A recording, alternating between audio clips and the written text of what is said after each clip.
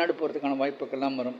அது மூலியமா பொருளாதார மேன்மையும் அடைய சான்ஸ் இருக்குது. செவ்வாய் துலா லக்னத்துக்கு 7ஆம் இடத்துல இருக்கும்போது கணவன் மனைவிக்குள்ள சில ஈகோ ப்ராப்ளம்ஸ் எல்லாம் இருக்கும். தாமத திருமணம் ஏற்படுறதுக்கான சூழ்நிலை இருக்கும். செவ்வாய் 7ஆம் இடத்துல ஆட்சி பெற்று லக்னத்தை பார்க்கறதுனால லக்னக்காரர்களுக்கு உடல் ரீதியாக சில பிரச்சனைகள் ஏற்படக்கூடிய சூழ்நிலையும் இருக்கும். இவங்களுக்கும் சின்ன வயசுலேயே பிபி டென்ஷன்லாம் ஏற்படக்கூடிய சூழ்நிலை அதிகமாக இருக்கும். இந்த துலா லக்னத்துக்கு செவ்வாய் 8ஆம் இடத்துல இருக்கும்போது எதிர்பாராத அதிர்ஷ்டங்கள் கிடைக்க வாய்ப்பு இருக்குது. ஒரு சிலருக்கு ஒரு சில பிரச்சனைகளால் கொஞ்சம் அதிகம் அவஸ்தைப்படக்கூடிய சூழ்நிலையும் இருக்கும். அடிக்கடி மருத்துவ செலவு, ஃப்ரீக்வெண்ட்டாக ஹாஸ்பிட்டலைசேஷன் போயிட்டு வருது, இப்படிப்பட்ட சூழல்லாம் இருக்குது. இந்த செவ்வாய் தன்னுடைய நேர்பார்வையால் லக்னத்துக்கு 2ஆம் இடத்தை பார்க்கறதுனால இவங்களுக்கு தாமத திருமணமாக இருக்கிறதுக்கான சூழ்நிலையும் இருக்கும். துலா லக்னத்துக்கு செவ்வாய் 9ஆம் இடமான மிதுனத்தில் இருக்கும்போது ஒரு சிலருக்கு தந்தையார் வழி சொத்துக்கள் கிடைக்க சான்ஸ் இருக்குது. கோர்ட்டில் எதுவும் கேஸ் பெண்டிங்காக இருந்ததுன்னா இது இவங்களுக்கு சாதகமாக முடிகிறதுக்கான ஒரு சூழ்நிலை இருக்கும். விவசாய நிலம் வச்சு அதை பேஸ் பண்ணி சம்பாதிக்கிறவங்களுக்கெல்லாம் ஓரளவுக்கு நன்மை தரக்கூடிய யோகமும் இருக்கும். அப்போ இப்படிப்பட்ட அமைப்பில் இருக்கிறவங்களுக்கு விவசாயம் ரொம்ப சிறப்பான யோகத்தை கொடுத்துரும்னு சொல்லலாம்.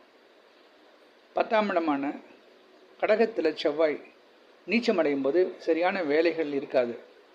வேலைக்காக கொஞ்சம் கஷ்டப்படுவாங்க. எந்த இடத்துலையுமே இவங்க திருப்திகரமாக இருக்காது. வேலை மாற்றம் ஏற்பட்டுக்கிட்டே இருக்கும். எதிர்பார்த்த சம்பளமோ எதிர்பார்த்த ஒரு டெசிக்னேஷன்லாம் கிடைக்காம போகும். அதுபோல் வீட்டில் வேலை செய்யக்கூடிய பெண்களுக்கு கூட அவங்க பண்ணக்கூடிய எந்த செயலுக்குமே ஒரு திருப்தி இருக்காது. யாருமே அதை பாராட்ட மாட்டாங்க. நிறைய சங்கடம் அவங்களுக்கு இருக்கும். பிரச்சனைகள் கொஞ்சம் அதிகமாகவே இருக்கும். ஏன்னா ஒரு பக்கம் அங்கே செவ்வாய் நீச்சம் அடைஞ்சாலும் அங்கே திக்பலத்தோடு இருப்பார். அதனால் அவங்க வேலைக்கு முழுமையாக அவங்களுக்கு போகாது. வேலை இருக்கும்.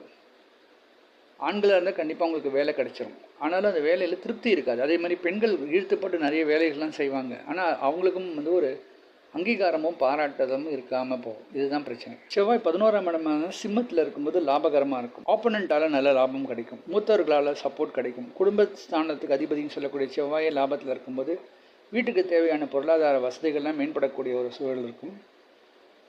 பிஸ்னஸ்லேயும் பார்ட்னர்ஸால் நல்ல சப்போர்ட் இருக்கும். நண்பர்கள் இவங்களுக்கு தேடி உதவி பண்ணுவாங்க. இப்படிப்பட்ட சூழ்நிலையெல்லாம் இருக்கும்.